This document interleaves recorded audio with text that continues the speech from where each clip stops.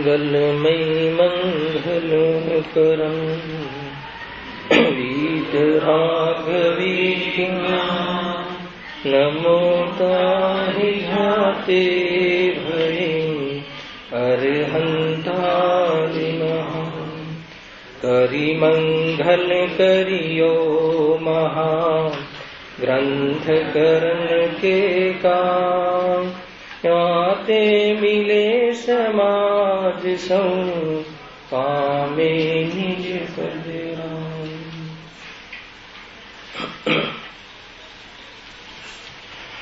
आज श्री मोक्ष मार्ग प्रकाशक ग्रंथ से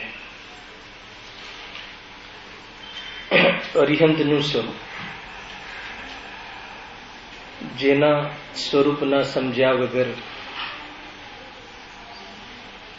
એમાં રુચિ ઉત્પન્ન થતી નથી, અર્થાત તો સ્વરૂપની સમજણ વગર સાચા નમસ્કાર સંભવ નથી. એટલા માટે પંડિતજી કહે છે કે અરિહંતનું સ્વરૂપ સમજાવીશ. અરિહંતનું સ્વરૂપ, અરિહંત કોઈ અલગ વ્યક્તિ નથી.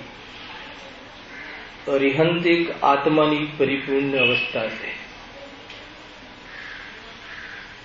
જે જીવ અરિહંતને પોતાનાથી જુદો જોવે છે તેને સાચા નમસ્કાર હોતા નથી. સમજો એક વાર, મંદિરમાં બિરાજમાન, સમોષણમાં બિરાજમાન અરિહંત ભગવાનને જે પોતાનાથી જુદો જોવે છે તેને પર્યાયની પકડ છે. તે પરમાત્મા અને હું ભગત એવા ભેદોથી અંતરંગ પરિણતિમાં શાંતિ મળતી નથી. અરિહંત આત્માની પર્યાય છે. અનંત ગુણોની પૂર્ણ શુદ્ધિનું નામ અરિહંત અવસ્થા છે. અનંત ગુણોથી ભરપૂર એવું શુદ્ધાત્મા છે. એવા શુદ્ધાત્માના આશ્રયથી પર્યાયની પાકટ અવસ્થા, પરિપૂર્ણ અવસ્થાને અરિહંત અવસ્થા કહે છે. તે અરિહંત અવસ્થા તે અરહત દ્રવ્યના આશ્રય પ્રાપ્ત થાય છે. અરહત એટલે પૂજ્ય, પૂજ્ય દ્રવ્ય એટલે શુદ્ધાત્મા. જેને પોતાનો શુદ્ધાત્મા અરહત લાગતું નથી, પૂજ્યપણે ભાસતું નથી, એને અરિહંતોની પૂજા કરવાનો ભાવ બનાવટ છે. તેથી અરિહંતનું સ્વરૂપ જ આ છે કે તે આત્માની પર્યાય છે. હું સ્વયં આત્મા છું અને આવી અવસ્થા શુદ્ધાત્માના આશ્રય પ્રાપ્ત થાય છે એવું ભરપૂર વિશ્વાસ, વિકલ્પાત્મક શ્રદ્ધાનમાં વલણ જ્યાં સુધી ન હોય ત્યાં સુધી વ્યવહાર રીતે બી સાચા નમસ્કાર સંભવ નથી. એના અંતર્ગત અરિહંતના સ્વરૂપની, અરિહંતની અવસ્થા કેવી રીતે પર્યાયમાં પ્રાપ્ત થાય છે, કયા આશ્રમમાં બિરાજમાન થાય છે, ઉપયોગનો વિશ્રામ પણ કઈ રીતે સંભવશે, એની ચર્ચા સ્વરૂપના માધ્યમથી કરવામાં આવે.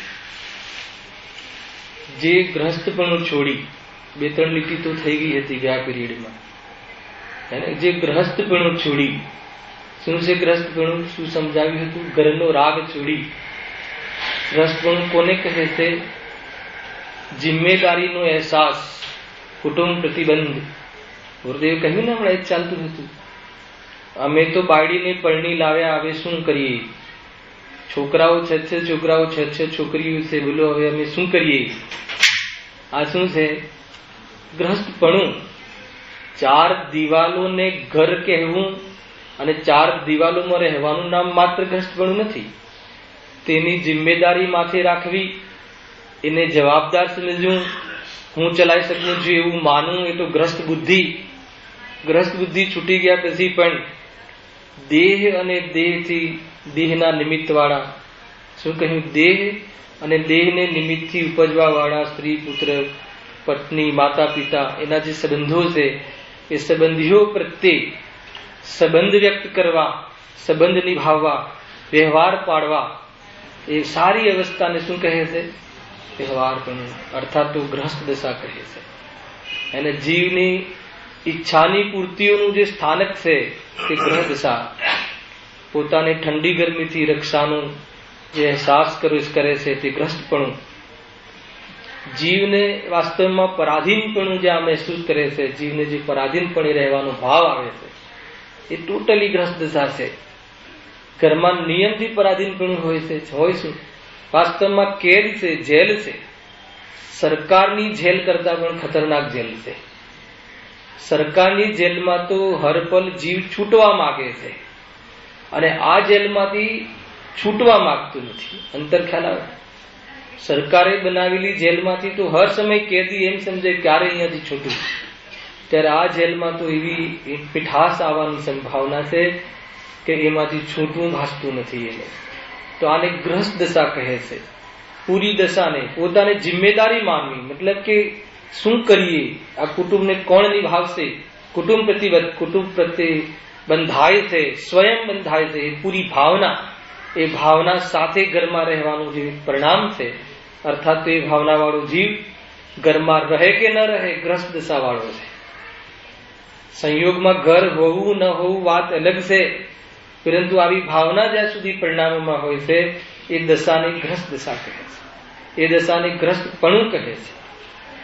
જે જીવને આત્માના આશ્રયથી આ પરાધીનપણા, જ્યાં પાપોના ઢેર છે, 5 પાપ વગર ગ્રસ્ત દશાનો નિર્વાહ સંભવ નથી. ચાહે ચાહિત સંકિતિ હો ગ્રસ્ત દશાના અંતરમાં, ચાહે ન્યાયથી વેપાર કરતો હોય, ચાહે એનું ભદ્ર જીવન હોય, ચાહે સમાજમાં સંસારમાં શોભે એવી રીતે રહેતું હોય, છતાં 5 પાપ વગર, એ પાપ પરિણામ વગર, એ પ્રવૃત્તિ વગર તે ઘરમાં પોતાની ભૂમિકા પ્રમાણે એનો નિભાવ સંભવ નથી.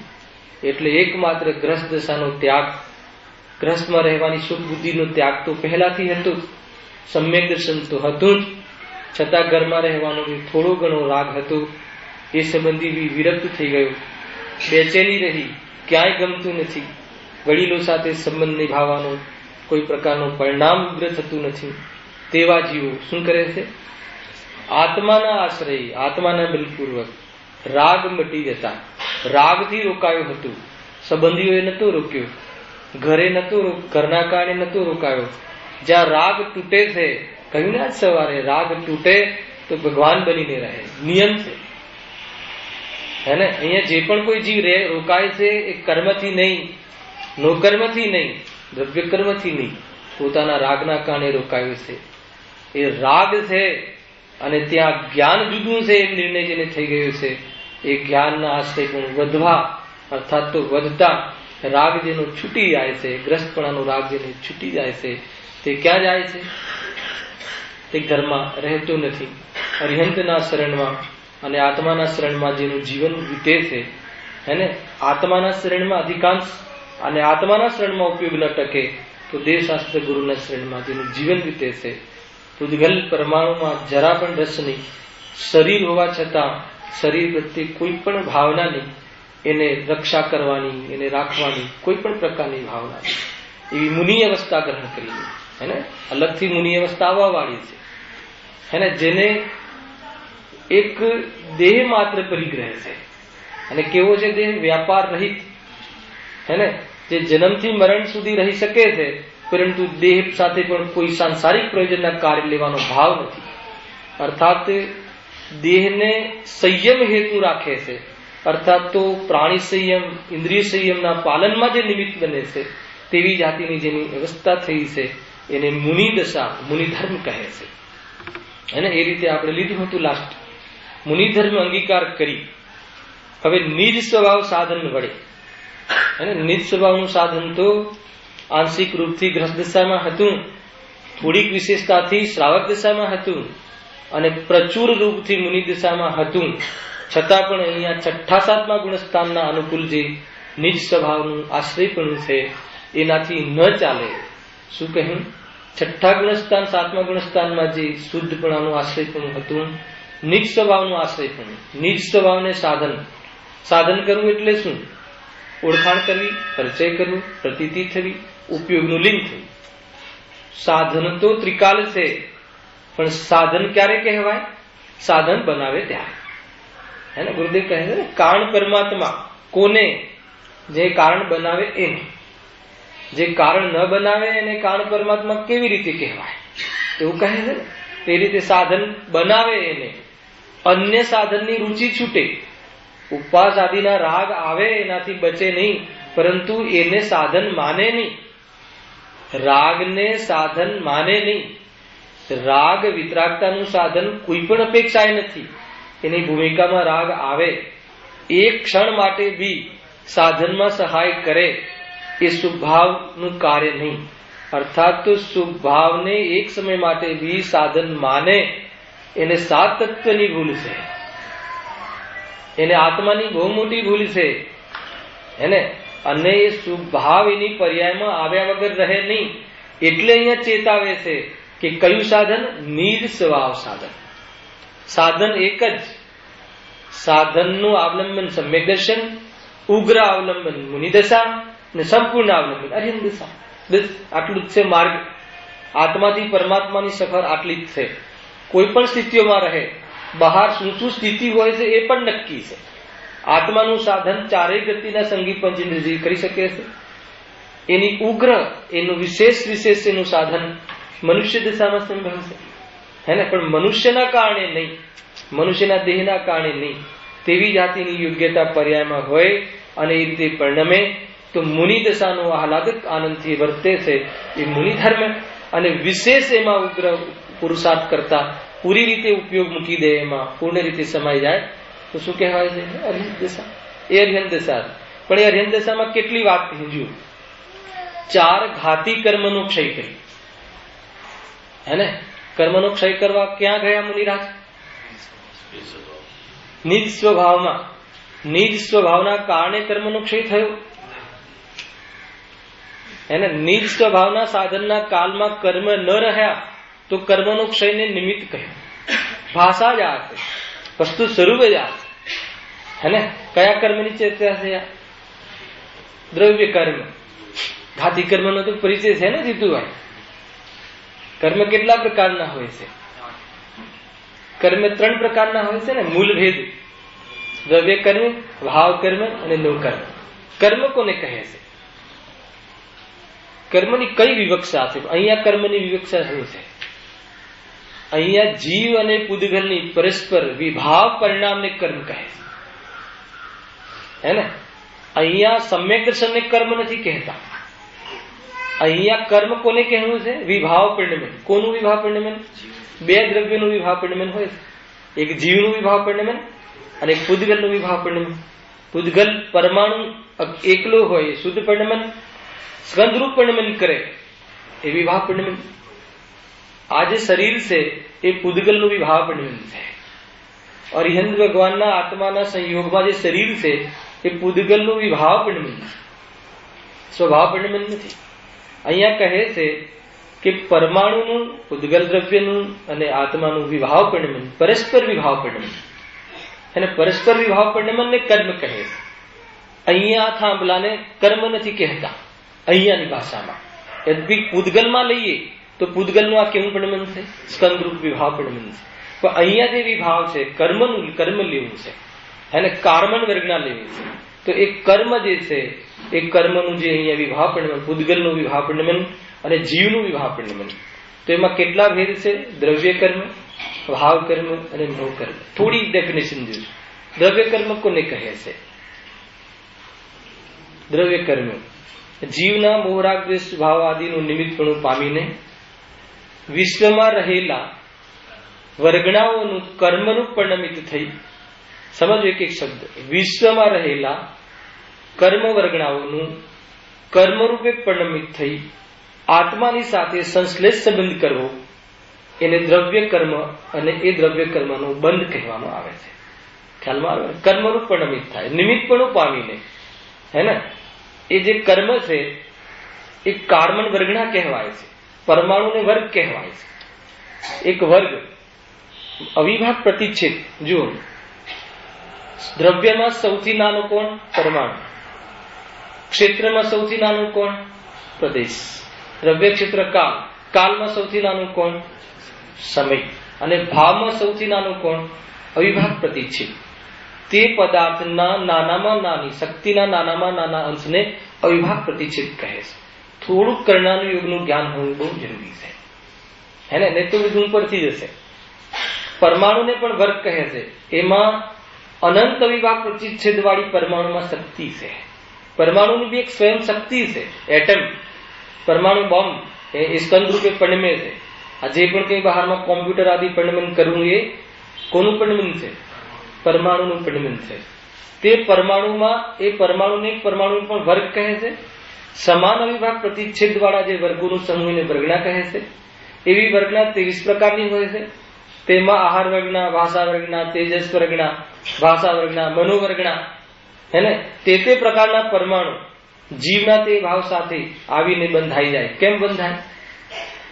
જીવના વિભાવ પરિણમનનું નિમિત્ત. જીવનું વિભાવ પરિણમન કયું? કસાય. કસાય કહ્યું તો કસાયમાં મોહરાગ દ્વેષ, અને બીજું યોગ પરિણામ. આત્માના પ્રદેશોનું કંપનપણું, એ કંપનપણું એ યોગ, એ વિભાવ પરિણમન છે. કેવલીને રહે છે. સહયોગી કેવલી, અયોગી કેવલીના ભેદ આવશે.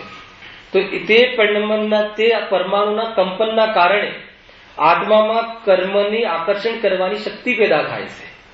સમજ્યો? તો યોગના કંપનરૂપ પરિણમનના નિમિત્તથી, જીવના કસાયરૂપ પરિણમનના કારણે, યોગના કંપનરૂપ નિમિત્તથી તે પ્રકૃતિરૂપ પરિણમન થઈ, તે પ્રદેશોમાં તે જથ્થો આવી, અને કસાયના નિમિત્તથી સ્થિતિ અનુભાગ બંધ રૂપે આત્માના પ્રદેશો સાથે સંશ્લેષ સંબંધ કરવો, એનું નામ દ્રવ્ય કર્મ છે.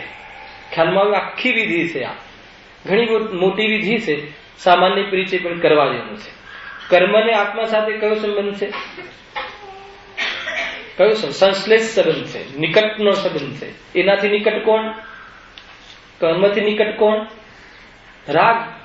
અને જ્ઞાન નિકટ છે કે સ્વયં છે? સ્વયં છે. અને રાગનો તો નિકટમાં નિકટ રાગનો સંબંધ ભાવ કર્મ. મોરાગ દ્વેષ આદિ જીવમાં જે ઉત્પન્ન થાય છે ને ભાવ કર્મ કહે છે. તે ભાવ જીવના ભાવ છે, અશુદ્ધ ભાવ છે. એના નિમિત્તથી આત્માના પ્રદેશો સાથે કર્મનું આવીને બંધાવું. કેવી રીતે બંધાય છે? યોગના કારણે સ્થિતિ અને યોગના કારણે પ્રદેશ અને પ્રકૃતિ બંધ. અલગ અલગ 8 પ્રકારની પ્રકૃતિ, 148 પ્રકારની પ્રકૃતિ એ પ્રમાણે વેચાઈ જાય છે. અને અત્યારે કેટલા કર્મનો બંધ થઈ રહ્યો છે આપણને? હું અત્યારે તમને પ્રવચન સંભળાવી રહ્યો છું ને, તો મને કેટલા કર્મનો બંધ થઈ રહ્યો છે? 7 કર્મનો તો થઈ રહ્યો નિરંતર. આયુ કર્મનો ક્યારેક? 7 કર્મમાં જ્ઞાનાવરણી આવે કે ના આવે? અત્યારે હું શું કરાવી રહ્યો છું? જ્ઞાન કરાવી રહ્યો છું. અને મને કયો બંધ બી ચાલુ છે? ખ્યાલ આવે છે જીતુભાઈ? જ્ઞાનાવરણીય કર્મનો બંધ અત્યારે આપણને ચાલુ છે કે નહીં? જ્ઞાયકમાં ન રહે, જેટલો ક્યાયકમાંથી ચૂકે ત્યાં પોતાની કસાય જેટલી મૂકે એ પ્રમાણે દરેક પ્રકૃતિનો બંધ ચાલુ છે. અત્યારે હું કયું જ્ઞાન પર આવરણ આવે એવું કાર્ય કરી રહ્યું છું? બતાવો. હે, કોઈને ન સમજાવતો હોય, કોઈને ઓછું બતાવતો હોય, કોઈને ઉલટું બતાવતો હોય તો સમજમાં આવે કે એવી જ્ઞાનાવરણ કર્મનો બંધ પડે. પરંતુ સત્યવાણી સમજાવી રહ્યો છું, ભગવાનની વાણી બતાવી રહ્યો છું, જેમ જેમ કહી રહ્યો છું. પણ શું ચૂક્યો? પોતાના આત્માને જેટલો ચૂકે છે એટલું આવરણ બનતું જરૂર પડે. અને ઘણી અપેક્ષાઓ છે. જયારે કર્મ વિજ્ઞાન આવશે ને ત્યારે આપણે વિસ્તાર કરીશું. આ તો ઘાતી કર્મ સમજાવવા માટે આટલું સમજવું જરૂરી છે. તો એ જે દ્રવ્ય કર્મ છે તે આત્માની સાથે કયો સંબંધ છે? નિકટ, એક સંશ્લેષ સંબંધ છે. અને શરીરને એક ક્ષેત્ર અવગાહ, અને બીજા અન્ય પદાર્થોને ક્ષેત્ર સંબંધ છે માત્ર, અવગાહ સંબંધ નથી. શરીરમાં તો આત્મા અવગાહ કરે છે, અને આકાશમાં બી અવગાહ કરે છે, પરંતુ એનાથી નિકટ શરીરમાં અવગાહ કરે છે. અને કર્મ સાથે સંશ્લેષ સંબંધ નિકટનો. અને કર્મ ઉત્પન્ન, આ બાજુ કર્મનો ઉદય થાય અને જીવને એવા ભાવ આવે. એક બેનનો પ્રશ્ન હતો, કોણ બેન છે મને ખ્યાલ નથી, એને નીકળતા કે ભાઈ બહારમાં સંયોગો, કર્મ, અઘાતી કર્મ અને ઘાતી કર્મ 2 પ્રકારના છે ને. અઘાતી કર્મનું ફલ ક્યાં આવે? સંયોગમાં આવે. ઘાતી કર્મનું ફલ ક્યાં આવે? જીવની પર્યાયમાં. સમજો આવો, ઘાતી કર્મ નિયમથી પાપરૂપ હોય છે, આત્માના ગુણોનો ઘાત કરે. અને અઘાતી કર્મ સંયોગોમાં ફલ આપે અને એમાં લક્ષ્ય કરે તો આત્માનો ઘાત થાય, ન કરે તો ન થાય. તો આત્માનો ઘાત કરવો, આત્માના એમાં લક્ષ્ય કરવું મોહનીય કર્મના ઉદયમાં થાય છે, સમજજો. અને આત્માના ગુણોનો ઘાત કરવો એટલે શું? ગુણોનો કોઈ દિવસ ઘાત થાય નીતિનભાઈ?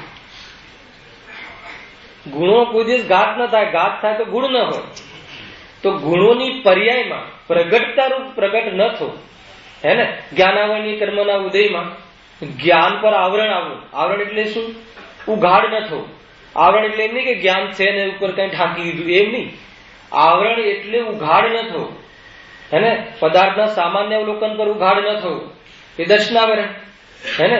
નિંદ્રા આદિમાં જ્ઞાનમાં રહેવું, પદાર્થનું જાણવા રૂપ જ પરિણામ ન આવવું, એ બધું શું છે? દર્શનાવરણના નિમિત્તથી એ પ્રકારની જ્ઞાનની હીણી દશા થાય છે. જ્ઞાન અને દર્શનની હીણી દશામાં જે નિમિત્ત છે તે જ્ઞાનાવરણ દર્શનાવરણ કર્મ છે. આ સમજવું પડશે, નહીં તો કઈ ખ્યાલ નહીં આવે. પછી મોહનીય કર્મ. મોહનીય કર્મના ઉદયમાં જીવમાં શું થાય છે? દર્શન મોહથી વિપરીતતા. થી શબ્દમાં કારણ કાર્ય શબ્દ નહીં લગાવતા, નિમિત્ત. હવે એટલું તો આપણે સમજી જશું. મોહનીય કર્મના ઉદયના નિમિત્તથી જીવમાં શ્રદ્ધામાં વિપરીત પરિણમન થાય છે, હે ને. અર્થાત તો જયારે જીવ વિપરીત પરિણમન કરે ત્યારે દર્શન મોહનીય કર્મનો ઉદય છે એમ કેમ, એમ જાણવું, સમજજો. પેલા બેનનો પ્રશ્ન હવે કનેક્ટેડ થશે, જે પણ કોઈ બેન હોય સમજી લીધું. અને અંતરાય કર્મ. અંતરાય કર્મના ઉદયથી શું થાય છે? જીવના દર્શન જ્ઞાન આદિ સામર્થ્યમાં બાધા કરે, આત્માના પરિચયમાં બાધા ઉત્પન્ન કરાવે, એમાં નિમિત્ત બને, એ અંતરાય કર્મ છે. તો ચાર ઘાતી કર્મથી આત્માના ગુણોની પર્યાયોમાં તે પ્રકારનો લાભ ન થવો, એનું નામ આત્માના ગુણોનો ઘાત છે, હે ને. અને અઘાતી કર્મ, બહારમાં 1 કરોડ રૂપિયા આવી જાય તો શું આત્મામાં વધે? જતા રહે તો કયા ગુણનો ઘાત થાય? બહારના સંયોગોમાં છે. એમાં પણ જે વેદનીય કર્મ છે, સમજજો. વેદનીય કર્મ તો શરીર અને શરીરના સંયોગોમાં ફળ આપે છે, પણ બાકીના 3 કર્મ તો માત્ર દેહાશ્રિત છે. આયુ છે, નામ છે, ગોત્ર છે, તે દેહમાં જ એના ફળ હોય છે, પરંતુ આત્મામાં એના ફળ આવતા નથી. ત્યાં પ્રશ્ન ઉત્પન્ન થાય છે કે જે બહારમાં જે ઘાતી કર્મ છે, ઘાતી કર્મના ઉદયમાં જીવે શું રાગ કરવો જ પડે? એ બેનનો પ્રશ્ન હતો, હે ને. મને છૂટ્યા પછી પૂછ્યું હતું કે ચલો મોહનીય કર્મ, ક્રોધ નામના કર્મનો ઉદય છે. જ્યારે પરિણામમાં ક્રોધ હશે ત્યારે નિમિત્ત તરીકે ક્રોધ કર્મ જ ઉદયમાં હશે. ક્રોધ બી એક જળ ક્રોધ છે અને એક જીવના ચેતનમાં ચેતન ક્રોધ છે, હે ને. ચેતન ક્રોધ એટલે એ ચેતનની પ્રવૃત્તિ છે. ચેતન એટલે કઈ જ્ઞાન રૂપી નહીં. જ્ઞાનમાં જ્ઞાન સંબંધી અરુચિ, સમજી લો, એ ક્રોધ પરિણામ, અનંતાનુભૂતિ. તો એ જે ક્રોધ આદિ પરિણામ આવ્યા એ જીવના છે. હવે બેનનો પ્રશ્ન એ હતો કે શું બહારમાં કર્મ આવે એટલે ક્રોધ તો કરવું પડે ને, એમ. અથવા એવા પરિણામ થાય તો સ્વતંત્ર ન રહે ને. અને જીવને ક્રોધાદિ પરિણામ થાય ત્યારે આ જ નિમિત્ત હોય, એનો અર્થ એ થઈ ગયો કે અન્ય નિમિત્ત ના હોય. સમજો, માની લો કે આપણો દીકરો છે, દીકરો મસ્તી કરતો હોય, તોફાન કરતો હોય, ત્યારે આપણને ક્રોધ આવે છે, સમજો. અને ક્યારેક દીકરો શાંત બેઠો હોય ત્યારે પણ ક્રોધ આવે છે. 2 પ્રકારની અવસ્થા બતાવી ને, હે ને. એવું જરૂરી નથી કે દીકરો તોફાન કરતો હોય ત્યારે જ ક્રોધ આવે. ઘણી વાર શાંત બેઠો હોય અને આને ક્રોધ કર્મનો ઉદય હોય તો કેમ શાંત બેઠું છે? છોકરાઓ શાંત થોડી બેસે, છોકરાઓ તો કેવું જો નીચે કેવું બધા રમે છે, એમ કરીને ક્રોધ પરિણામ આવે. એટલે ક્રોધ કર્મનો ઉદય હોય ત્યારે જીવને ક્રોધ પરિણામ હોય જ, પરંતુ ક્રોધ કર્મના કારણે નહીં, અશુદ્ધ ઉપાદાનના કારણે જીવ સ્વયં પોતાનો સ્વભાવ ચૂકે છે અને ક્રોધ પરિણામ થાય છે. નહીં તો શું થશે? જો ક્રોધ કર્મનો ઉદય હોય ને ક્રોધ કરવો જ પડે એમ થાય તો ક્રોધ કરવો પડે, પાછો નવું કર્મ બંધ થાય, પાછો કર્મનો ઉદય આવે, પાછો ક્રોધ કરવો પડે, તો એનો અંત આવે. ખ્યાલ આવ્યો કે નહીં? હવે શું વિધિ છે? બરાબર ઉપયોગથી સમજજો. એક તો નિયમ કે બહારમાં કર્મ ઉદયમાં આવે અને અંદરમાં પરિણામ ના હોય એમ બને નહીં. પરંતુ એ જે પરિણામ આવે છે તે પરિણામ પોતાના અશુદ્ધ ઉપાદાનથી આવે છે, એ સમજવું. તો એક પ્રશ્ન એ ઉત્પન્ન થાય છે કે તો અમારે આત્માની સાધના કરવી કેવી રીતે? કર્મ ઉદયમાં આવે કહો તો એનું એ જ છે કે એ વખતે રાગ આદિ તો ઉત્પન્ન થાય જ છે. તો કસાયનું એક સ્વરૂપ છે બેન, કસાયનું એક સ્વરૂપ છે કે તીવ્ર મંદ થયા રાખે.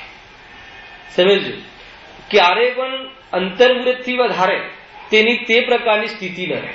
નિયમ છે. કોઈને બી ક્રોધ આવે તો એ ક્રોધ ઠંડો જરૂર પડે, નિયમ છે એનો, કોઈના કારણથી નહીં. હે ને, આપણે કોઈ માણસ ઝઘડો કરતો હોય એને આમ ખેંચીએ તો વધારે ક્રોધ કરે.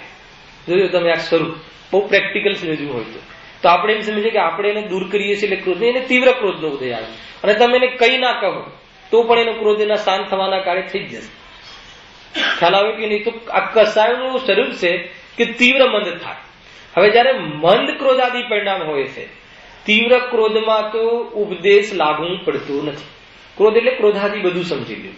તીવ્ર ક્રોધ, તીવ્ર રાગ, તીવ્ર પરિણામ, તીવ્ર જે બી પરિણામ જીવના હોય એ વખતે તો ઉપદેશ લાગુ પડતું નથી. એ તો એટલો બેશુદ્ધ થઈ જાય છે જીવ કે એને સાંભળેલો ઉપદેશ પણ કામમાં આવતો નથી. સમજો, અને આત્મા સાંભળીને આવ્યો હોય હમણાં મંદિરથી અને કોઈ કારણથી એમ તમે એને ક્રોધ થઈ જાય હે ને, અને પછી કહો કે તમે આત્માની વાત સાંભળીને આવ્યા છો ને, તો કે આત્મા ફાત્માની વાત નહીં કરવાની, ક્રોધમાં કહી દેશે. તમે જોઈ લેજો. અને ક્રોધમાં એ આત્માને ફાટમાં કહી શકે છે, કાંઈમાં કોઈ બહુ મોટી નવાઈ નથી. અહીંયાથી ગયો હોય સાંભળીજો. એ જીવને પણ જયારે તીવ્ર ક્રોધનો ઉદય આવે છે ત્યારે ઉપદેશ લાગુ પડતો નથી. પરંતુ ક્રોધાદી ભાવનો, ક્રોધાદીનું સ્વરૂપ જ એવું છે કે તીવ્ર મંદ થયા રાખે. ત્યારે મંદ કાલમાં એ સ્વરૂપનો વિચાર કરી શકે છે. પેલા બેનનો પ્રશ્ન ચાલે છે તો શું કરવું? તો મંદ રાગના કાલમાં, મંદ ક્રોધાદીના ભાવના કાલમાં જીવ ક્રોધાદીથી ભિન્ન ભગવાન આત્મા તરફનો પુરુષાર્થ કરી શકે. મંદ કસાયના કારણે નહીં, તીવ્ર કસાયના અભાવમાં, મંદ કસાયના રહેવાના કાલમાં પણ જીવ એનાથી જુદો રહીને સ્વતંત્ર રૂપે પુરુષાર્થ કરી શકે છે. હવે એ પુરુષાર્થ કરવામાં કોઈ કર્મ લાગુ પડતા નથી. મૂળ વાત એજન્ડા આ છે પૂરા જૈન ધર્મનો.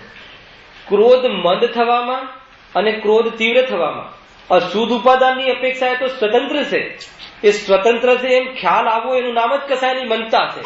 અને કસાયની મનતાના કાલમાં જીવ તે રાગથી ભિન્ન આત્માનો વિચાર અને એ રાગ એનાથી નિવૃત્ત થઈ અને એ રાગ થોડાક સમય માટે ઉપશમ થઈ જાય, એ અર્થાત તો એક અંતરાળ પડી જાય એવી જાતનો ક્ષણિક સાક્ષાત્કાર તે કાલમાં જીવ કરી શકે છે.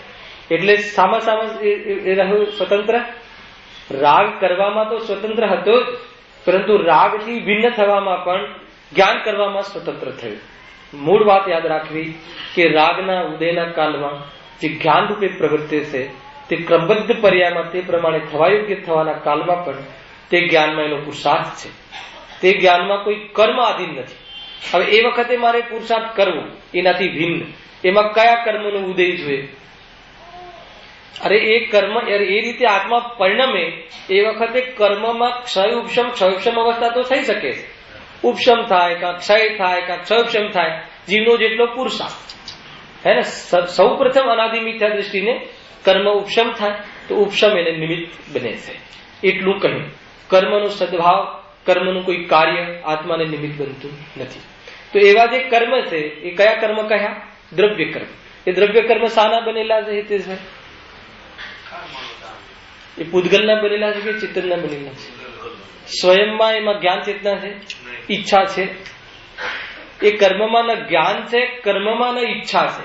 તો તે મને દુઃખી કરે અને એની બુદ્ધિથી મારાથી છૂટા પડે એ કેવી રીતે સંભવ છે?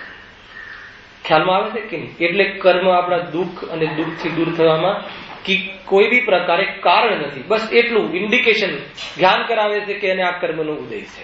ખ્યાલ આવે કે નહીં? આ કર્મના ઉદયમાં આવી જાય. કર્મ જોયા કોઈ દિવસ? કર્મ કોઈ જોયા? નીતિનભાઈ, શેષભાઈ, કર્મ દેખાયા? કાર્યની ઓરથી કર્મનો નિર્ણય થાય છે. જીવના ભાવની ઓરથી કર્મનો નિર્ણય થાય છે. કર્મ કયું દ્રવ્ય છે? પૂતગલ દ્રવ્ય છે. બરાબર છે? પૂતગલ દ્રવ્ય દેખાય કે ના દેખાય?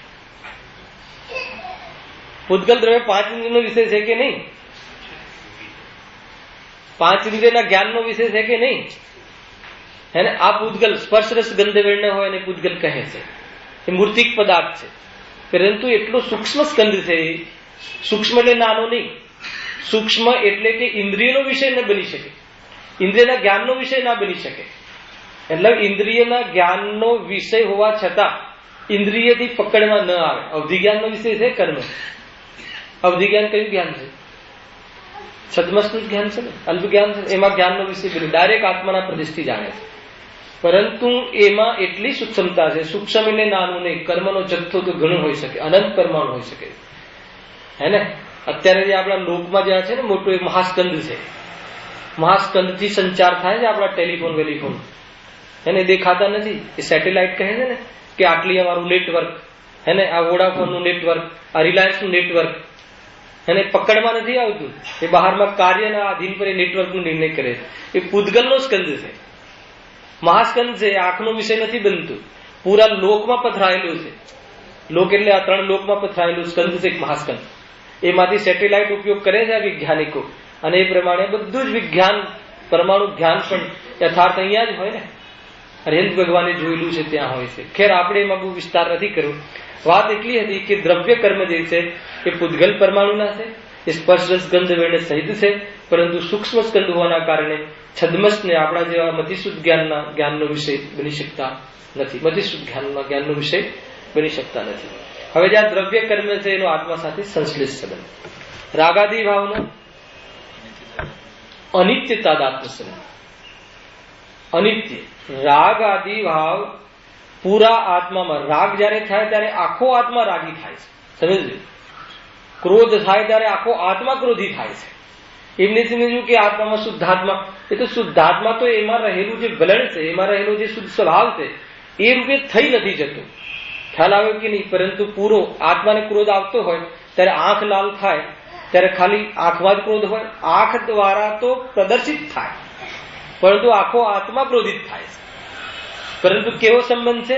અનિત્ય છે. અનિત્ય છે ને તાદાત્મા છે, એટલે તાદાત્મ્ય એટલે તે રૂપે પરિણમ્યો છે, પણ અનિત્ય છે. અનિત્ય છે એટલે રહેવા વાળો નથી. અનિત્ય છે એનો સ્વભાવ છે. કોનો? રાગનો. આજે રાગ આવ્યો હોય એવો કાલે રાગ ના આવે, આજે ક્રોધ આવ્યો હોય એવો કાલે ક્રોધ ના આવે, કેમ કે અનિત્ય છે.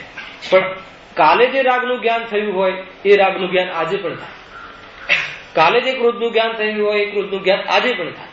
એટલે જ્ઞાનનું આત્મા સાથે કેવો સંબંધ છે? નિત્યતા. પર્યાયની વાત છે. પર્યાય અનિત્ય હોવા છતાં તે પર્યાય આત્મ સદસ્ય હોવાના કારણે તે જ્ઞાન સ્વભાવ આત્માનો નિત્ય સ્વભાવ છે. અનંતકાલ પહેલાનું પણ જ્ઞાન જેવું છે એવું હાલ થઈ શકે છે. ખ્યાલ આવે કે નહીં? એટલે જ્ઞાન તો કેવું છે? આત્મ સદસ્ય પરિણામ છે. એ રીતે આ કર્મોનું આ કર્મોની ચર્ચા છે. એમાં કેટલા કર્મોની ચર્ચા થઈ? દ્રવ્ય કર્મ જે આત્માના સંશ્લેષ સંબંધ છે. કોના નિમિત્તથી? આત્માના મોહ રાગ સાધીથી. એના ભાવ કર્મ છે. ભાવ કર્મ દુઃખરૂપ છે. ભાવ કર્મ જીવના દુઃખ પરિણામ છે, સ્વયં દુઃખરૂપ છે, આગામી કાળમાં બી દુઃખના કારણ છે. અને દ્રવ્ય કર્મ તે કાળમાં બી દુઃખના કારણ નથી. દ્રવ્ય કર્મ દુઃખી કરાવી શકે નહીં, જળ છે, પૃથક છે, આત્માના પ્રદેશોથી જુદા છે, આત્મા સાથે સંશ્લેષ સંબંધ છે, નિકટનો સંબંધ છે, પણ આત્મામાં નથી. તેથી આત્મામાં એના નિમિત્તથી, એના ઉદયથી પણ આત્મામાં દુઃખ ઉત્પન્ન થાય એમ નથી. એને ઓલા બેનનો પ્રશ્ન ખ્યાલમાં આવ્યો કે નહીં? ઉદયના કાળમાં પણ, રાગના કાળમાં પણ કોઈ એમ કહે કે નહીં મારો રાગ થંભી જાય પછી હું આત્માનો અનુભવ કરે, એમ સંભવ છે? આત્માનો રાગ થંભી જાય એનું નામ તો અનુભવ છે, હે ને? એટલે રાગ કરવો પડે એમ નથી, રાગ થાય છે.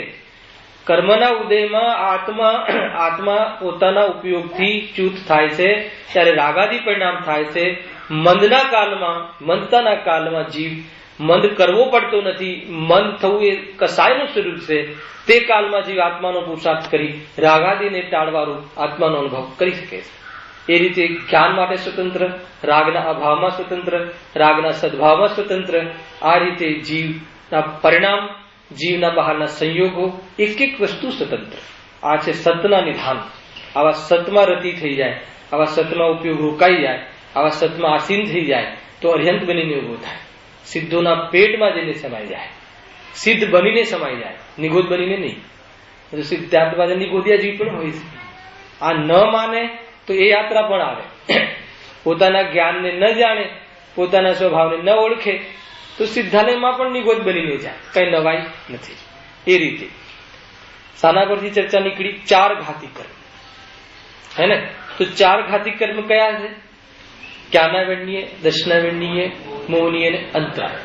ચારેય કર્મના અભાવમાં જીવ સ્વયં પુરુષાર્થ કરે છે, મુનિદ સાંગીકાર કરીને, નિજ સ્વભાવ સાધન બનાવીને, વિશેષ એમાં બહારમાં કેટલી મનતા હોય છે, મુનિરાજોને કેટલા વિરક્ત હોય છે, બહારમાં એક પરમાણુ માત્રનો પણ એમાં આશ્રય નહીં, એવા જે મુનિરાજ હોય છે એ ઉપયોગને વિશેષ રીતે એમાં ઉગ્ર કરતા પુરુષાર્થ કરીને આ કરવું જે છે ને, કરતા બુદ્ધિની ઓળખી ન લેવું, એવો પુરુષાર્થ છે. તો ઉપદેશની ભાષામાં કરવું કહેવામાં આવે. એમ કહીએ ને આત્માનો અનુભવ કરો, હેને, તો તમે તરત કહેશો કે કોણ કરે?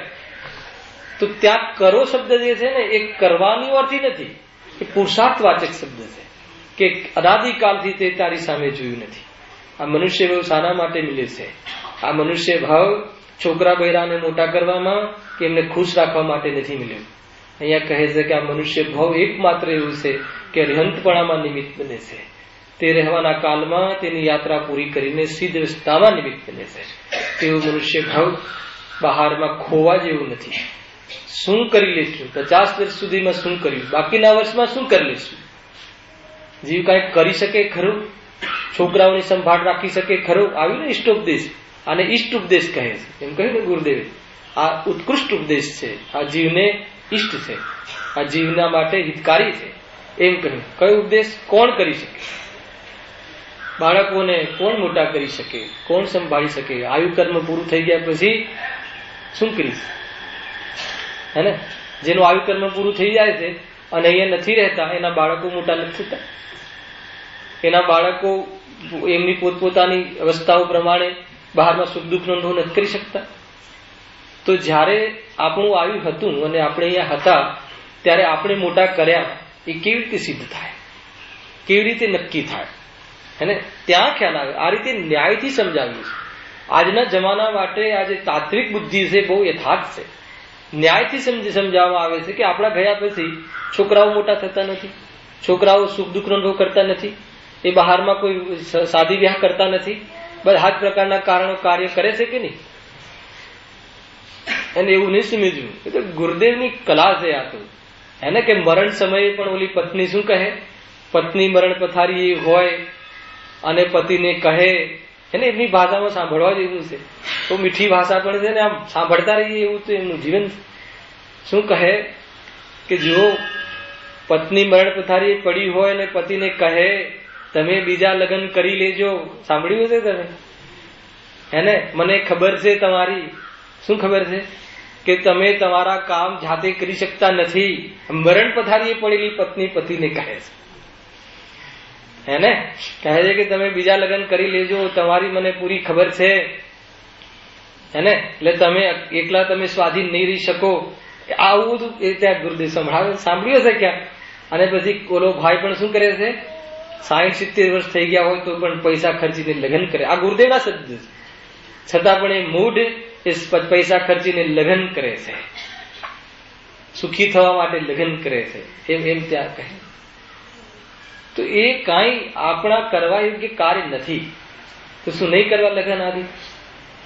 અરે લગ્ન આદિના ભાવ થઈ ગયા હોય ને પરિણમન થઈ ગયું હોય તો પણ ત્યાં એ ઉપાદેય નથી એ નિર્ણય કરવું. એનાથી કોઈ સંસારમાં સુખ મળતું હોય એવું છે નહીં, પરાધીનતા છે.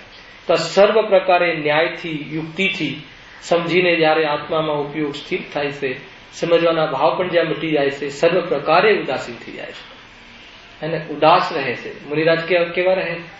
ઉદાસ રહે છે. ઉદાસ એટલે દાસત્વનો અભાવ, કોઈના દાસ નહીં. હેને, એવા મુનિરાજના આપણે દાસાનું દાસ. હેને, આ શબ્દ છે કે જરા પણ દાસ નહીં. હેને, લૌકિક ભૌતિકવાદથી એ જરા પણ પ્રભાવિત નહીં, બહારની કાયાકલનથી જરા પણ પ્રભાવિત નહીં, શરીરમાં આવવા વાળા રોગોથી પ્રભાવિત નહીં. કેમ કે દેહથી જુદો ભિન્ન આત્મદર્શન તો થઈ ગયું હતું. વિશેષ પ્રકારે દેહ પ્રત્યે એમનો કોઈ ભાવ રહ્યો નહીં. એવી અવસ્થામાં વિશેષ ઉપયોગ સ્થિર થતા શું થાય છે? ઘાતી કર્મનો અભાવ થાય છે. ઘાતી કર્મના અભાવના કારણે અનંત ચતુષ્ટય પ્રગટ થયું કે પોતાના આત્માના આશ્રય અનંત ચતુષ્ટય પ્રગટ થાય છે. મોહરાગ દ્વેષનો અભાવ થાય છે, કથન માત્ર છે. અને નિમિત્તનું જ્ઞાન કરાવવા હવે કર્મ ન રહ્યા એ બતાવવા માટે પણ અહીંયા કહેવામાં આવે છે. હેને, પહેલા જ પીરિયડમાં કહ્યું હતું કે આજ સુધી કોઈ અર્યંત ભગવાને મોહરાગ દ્વેષનો અભાવ કર્યો હોય એમ સંભવ નથી. ખ્યાલ આવે કે નહીં? કરી શકે? આત્મામાં ઉપયોગ રહે, સ્થિર થાય, ત્યારે રાગ આદિ ન આવે, એને નાશ થયો એમ કહેવાય. આશ્રવને આત્મા અડે નહીં. આત્માની પર્યાયમાં ઉત્પન્ન થવા વાળા રાગને જ્ઞાન અડે નહીં. જ્ઞાન એને જાણે પણ અડે નહીં, એટલે એ રૂપે થાય નહીં. એક સમયની પર્યાયથી બંધાયેલો રાગ એ વખતે તહેમાં જોવામાં આવે તો એ વખતે પણ પર્યાયમાં આવવા વાળા રાગ રસબંધી પણ જ્ઞાન એ રીતે પરિણમે નહીં. હે ને? બેશુદ્ધ જ્ઞાન, બરબાદ જ્ઞાન, ઉપયોગનો દુરુપયોગ, એવી રીતે જે અંદરમાં વર્તમાન પરિણામ હોય છે તે અનાત્મા છે, આત્મા નહીં. જ્ઞાનની સીમામાં નહીં. જ્ઞાનની સીમા એ પરિણામથી જુદી છે. આવી જાતિનો રાગ રહેવા કોઈ ભય નહીં. જ્ઞાનીઓને રાગનો પણ ભય નહીં. રાગ વિશ્વનું અર્થાત તો એ લોકનું, સાત તત્વનું એક અનાદિ અનંત તત્વ છે. મારી પર્યાયમાંથી અભાવ થઈ શકે, પણ આશ્રવ વગરનો લોક મળશે. અને આશ્રમ લોકમાં રહે અને થોડી કાલ માટે મારી પર્યાયમાં રહે, મને શું તકલીફ છે? ક્યાંથી કહે છે? આજે જ્ઞાનની ઓછી કહે છે. આ રીતે પોતાના આવવા વાળા રાગથી પણ પ્રભાવિત ન થાય. એને ઓલા બેનના પ્રશ્નનો જવાબ ચાલે છે. રાગથી પણ ડરવા જેવું નથી. હે ને? તો કોઈ સ્વચ્છંદ થઈ જશે તો સ્વતંત્ર થવાની પદ્ધતિ બતાવો. હે ને? કોઈને એવું ભય લાગે ને એમ સ્વચ્છંદ છે, કોઈ પરિવર્તન કરે. અરે કોઈ સ્વચ્છંદ થઈ જાય અને એની સ્વચ્છંદતાના કારણે કોઈ બહારમાં પદાર્થ એનાથી બંધાયેલા છે એમ થોડી થઈ. હે ને? અમારે બલાડમાં બહુ પ્રશ્ન આવે છે કે તમે આમ કહો છો કોઈ સ્વચ્છંદ થઈ જાય, કોઈ દુકાન ખોલી ના શકે, કોઈ દુકાન ચલાવી ના શકે, તો કાલે મારો દીકરો સ્વચ્છંદ થઈ જશે, દુકાન નહીં ખોલે તો?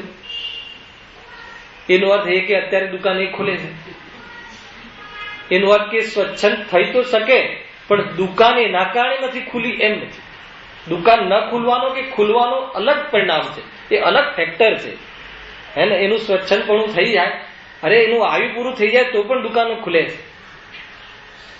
એટલે તારે એમ ડરવા જેવું નથી. હે ને? એટલે જીવ બહુ ડરે છે, ભય કરે છે કે તમે આમ કહેશો તો. અરે કોઈના કહેવાથી કોઈ કાંઈ કરતું નથી. સ્વયં એને ખ્યાલમાં આવે, સ્વયં એને યુક્તિથી ખ્યાલમાં આવે કે 10 વખત ગયા પછી પણ ઓર્ડર મળતા નથી. અને ન જવા છતાં ઘણીવાર એવા ઓર્ડર આવી જાય છે કે કલ્પના ના હોય. તો ગયા ત્યારે ઓર્ડર આવે કે ના ગયા ત્યારે ઓર્ડર આવે, શું નક્કી કરશે બોલો? તો જવાનું બંધ કરી દેવું. બંધ કરવું કે ચાલુ કરવું એ શાસ્ત્રમાં કહેતા નથી. ગ્રહસ્થ દિશામાં હોય ત્યારે જવાનો ભાવ આવે ત્યારે નક્કી એ કરવું કે મારા જવાથી ઓર્ડર આવે એમ નથી. અહીંયા તો એ શીખવવામાં આવે છે. કોઈના કહેવાથી કોઈ બંધ કરી દેશે? રાત્રિ ભોજનનો ત્યાગ કરવો એમ કહો તો બધાએ કરી દીધો છે. મુનિએ કહ્યું, આચાર્યએ કહ્યું, ગુરુદેવે કહ્યું, એક બિંદુ પણ પાણી અર્ઘણ પડે તો આત્માની શુદ્ધિનું ભાન થવું બહુ કઠિન છે. ખ્યાલ આવ્યું કે નહીં? તો કોને છોડ્યું? કોઈ ન છોડે, કોઈ ન પકડે. જ્યારે એને લાગે તો કહે પછી આ બંધ કરો ને, શું કામ કહો છો? એમ બી પ્રશ્ન થાય ને. એને અમારે ત્યાં આવા પ્રશ્ન આવી શકે. કાંઈ નહીં, અહીંયા બી કરવા. તો પ્રશ્નનો જવાબ એ છે કે કોણ કહે? આવો રાગ અત્યારે આવ્યો છે, રાગથી બચી શકાતું નથી. જીતુભાઈના કહેવાથી અહીંયા પ્રવચન સ્ટાર્ટ થયા એમ જીતુભાઈ માને, અને જયારે બંધ થઈ જશે ત્યારે શું કરશે? દુઃખી થશે. વસ્તુ સ્વરૂપમાં નથી ને. કહેવાનો ભાવ આવ્યો, આવવાનો ભાવ આવ્યો, અહીંયા કારણ બન્યા, બધું સ્વતંત્ર. સ્વામી નહીં બનો. સ્વામી બન્યા તો દુઃખી. કોઈ પણ ભાવનું અને કોઈ બી પરપદાર્થનું સ્વામી નહીં બનવું. કેમ કે એ સ્વરૂપમાં નથી. આજે લીધું હતું ને ત્યાં કે ભાઈ બચાવવાનો ભાવ ને મારવાનો ભાવ આવે, પણ બચાવવાના ભાવ ને મારવાના ભાવના કારણે કોઈ જીવ બચે કે મરે એ વસ્તુ સ્વરૂપમાં નથી. જે જીવ એમ માને કે મારા બચાવવાના ભાવથી બચ્યો, અને જયારે એ જીવ મરતું દેખશે ત્યારે શું થશે? રડે છે ને. કેટલું કર્યું, ડોક્ટરો બોલાવ્યા, આ કર્યું, બચાવવાના પ્રયાસ કર્યા, પણ બચ્યો નહીં. તારે બચાવવાનો ભાવ આવ્યો ત્યાં સુધી તો અમે માનીએ છીએ. અહીંયા તો અધ્યાત્મ કહે છે કે તને બચાવવાનો ભાવ આવ્યો ત્યાં પણ જ્ઞાન એને અડતું નથી. આવા વાળો રાગ એના ક્રમ ઉદયાવલીમાં કર્માધીન ભાવ આવ્યો છે, ત્યાં તો એ સ્વાધીન ભાવ નથી. હમણાં સ્વતંત્ર કહ્યું ને. અરે જીવ લક્ષ કરે સ્વતંત્ર રીતે એટલે સ્વાધીન. ખ્યાલ આવ્યો કે નહીં? પણ એ સ્વભાવરૂપ નહીં. એના આશ્રયમાં પરાધીનતા છે. એને પૂરો કરવા માટે પરાધીન પણ અનુભવ કરવો પડે છે, છતાં પણ પૂરો થાય. નહીં, કેમ કે રાગ આજ સુધી કોઈનો પૂર્ણ થયો હોય એવું બને નહીં. એક રાગ પૂરો થાય તો બીજો રાગ. સંતતિ છે, પરંતુ એની સંતતિ ટૂંકાવી હોય, એનો અંત કરવો હોય તો અનાદિ અનંત વ્યાપ્ય વ્યાપક રૂપે રહેલો જ્ઞાન સ્વભાવ, એ જ્ઞાન નિત્ય તાદાત્મ્ય રૂપ સદસ્ય પરિણામ, તે રાગના કાલમાં પણ અગર રાગ અને જ્ઞાન બે સૂક્ષ્મ સંધિ છે, એ સંધિને છેદે કે આ રાગ છે, આ રાગ છે, આ આત્મા નથી, એમ ખ્યાલ આવે, પ્રભાવિત ન થાય, અપ્રભાવીનો અંદરમાં આનંદ રહે, તો એ રાગનો સ્વામી ન બને. ગેરંટી છે એ થયેલા પાપ પરિણામનું પણ એમ લાગે કે મને આવા પરિણામ આવ્યા જ ન હતા. તમે ઉપાય કરજો વિકલ્પાત્મક શ્રદ્ધાનમાં. તમને ગમે તેવો પૂર્વ પર્યાયમાં ખોટામાં ખોટો ભાવ આવી ગયો હોય, પ્રવચનમાં ન કહેવાય એવો ખરાબ ભાવ આવી ગયો હોય, માની લો સંસારમાં પણ સમાજમાં કોઈને ન બતાવાય એવો ભાવ આવી ગયો હોય, પરંતુ એનો ઉપાય આ છે. ડરવા જેવું નથી. મંદ પડે છે, મનના કાલમાં એ જડ છે, એનો સ્વામી આત્મા નથી, એનું ફલ દુઃખ છે, એવી અનેક યુક્તિઓ દ્વારા એ જ્ઞાન પરિણામનો પક્ષ બન્યા કરે તો તે રાગ મંદ પડે છે અને મન થઈને નીકળી જાય છે. શુદ્ધોપયોગ આત્મામાં એવી તાકાત છે કે રાગ ઉભો ના રહે. આ પદ્ધતિ છે. ચાર ઘાતી કર્મના આ ભાવનું શું પદ્ધતિ છે, હે ને? પ્રોસેસમાં આવવું કે નહીં? નહીં તો આ તો એક લીટીનું છે, આ તો 1 કલાકમાં તો 2-3 વસ્તુ થઈ શકે, પરંતુ આ એક અર્યંતનું સ્વરૂપ પૂરું થશે ને તો બધા સ્વરૂપનો ખ્યાલ આવી જશે. કંઈક બધામાં આ જ છે, હે ને? એ રીતે સમજવું નહીં. જો નિજ સ્વભાવના સાધન વડે 4 ઘાતી કર્મનો ક્ષય કર્યો. કથનમાં એવું આવે કે 4 ઘાતી કર્મનો ક્ષય કર્યો, પણ શું કર્યું હતું? નિજ સ્વભાવનો આશ્રય. કઈ રીતે કર્યું હતું? લીન થઈને. કેમ લીન થયા હતા? પોતાની વસ્તુ, પોતાનામાં રહેવું અને પોતાનામાં રહેવાનું પરિણામ, એવો પુરુષાર્થ. અને પુરુષાર્થનો વિકલ્પ પણ નહીં. અહીંયા તો પુરુષાર્થ એટલે જેવું છે એવું પ્રાપ્ત થવું. અને પુરુષાર્થની અર્થ મહેનત નહીં, પુરુષાર્થની અર્થ આકુરતા નહીં. પુરુષાર્થનો અર્થ એ પ્રમાણેનું પરિણમનનો સ્વીકાર અને સ્વીકારની સાથે ઉપયોગનું લીનપણું.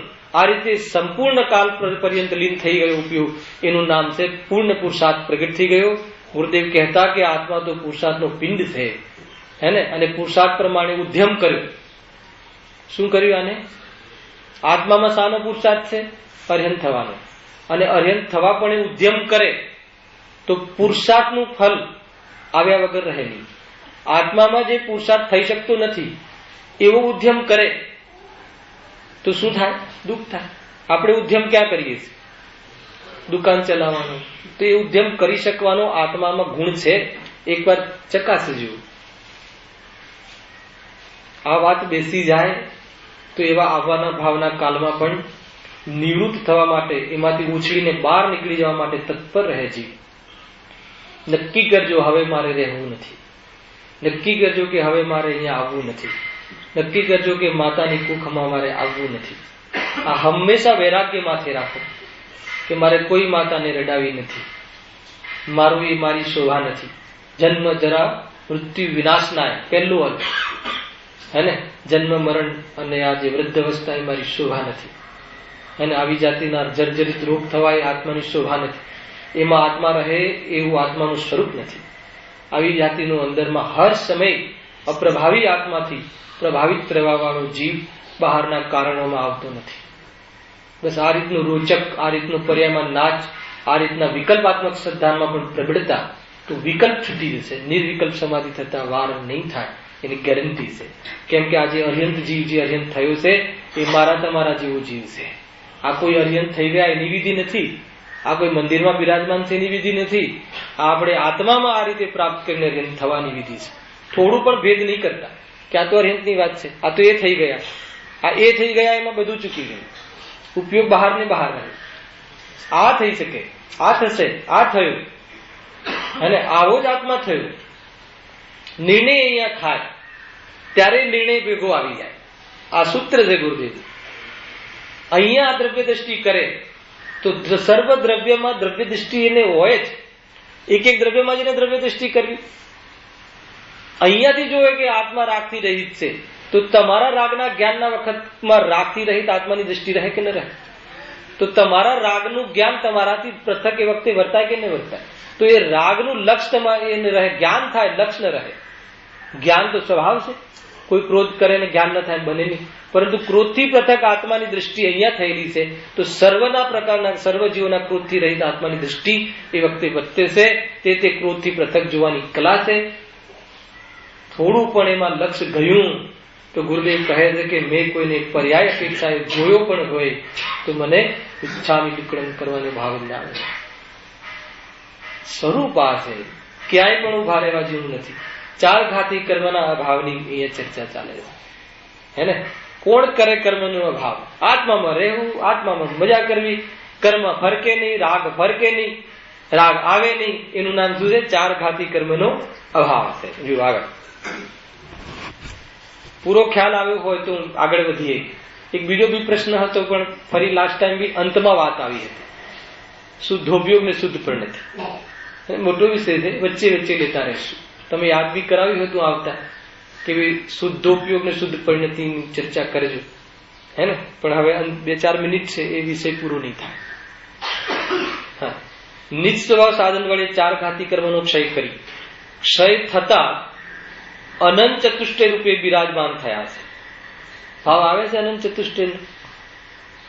શું છે અનંત ચતુષ્ટય? જ્ઞાનાવર્ણીય કર્મના ભાવમાં અનંત જ્ઞાન, દર્શનાવર્ણીય કર્મના ભાવમાં અનંત દર્શન, મોહનીય કર્મના ભાવમાં અનંત સુખ. મોહનીય કર્મ કોનો ઘાત કરતો હતો? શ્રદ્ધા અને જ્ઞાન, અને શ્રદ્ધા અને ચારિત્ર.